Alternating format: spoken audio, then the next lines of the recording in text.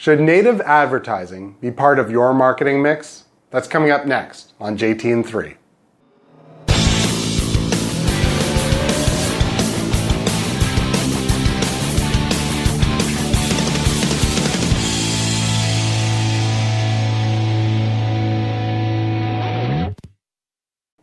Hi, I'm Josh Turner at JT Public Relations, and today I'd like to talk about native advertising and whether this should be part of your marketing mix.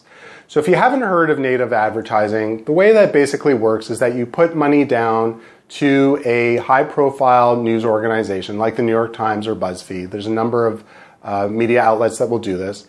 And in essence, what they'll do is create a great article or piece about you, your company, your products, and you are basically guaranteed to get a great article in the outlet, as opposed to traditional media relations where you have to pitch an idea to an editor or reporter. They might like the idea, they might not, but with native advertising, you put your money down and you know what you're going to get.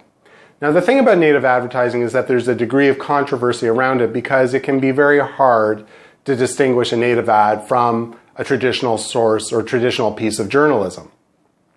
So there's sort of like a degree of deceptiveness that some people perceive with that. Now, that said, native advertising is very popular and seems to be growing in popularity. Is this something worth pursuing? Well, the first thing to consider about native advertising is that it is very expensive. We're talking about tens of thousands of dollars.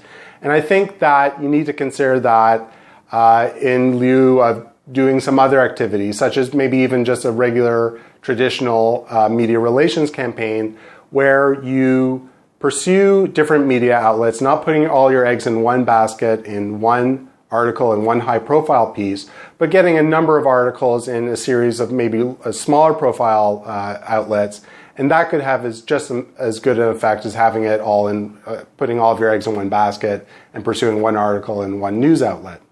The other thing about native advertising is that if people can distinguish the difference between native ad and a piece of true journalism, then the value of the native ad goes down in a big way. And I do think the public is catching on to native advertising. They know that it's happening.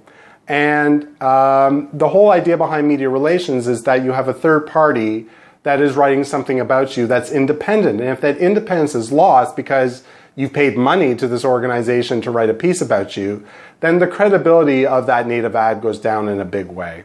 That said, if you want to get a piece in the New York Times, for example, or another high-profile media outlet, then native advertising might be the way to go. It certainly is growing in popularity, and it seems to be something that's working for a lot of companies that are pursuing it.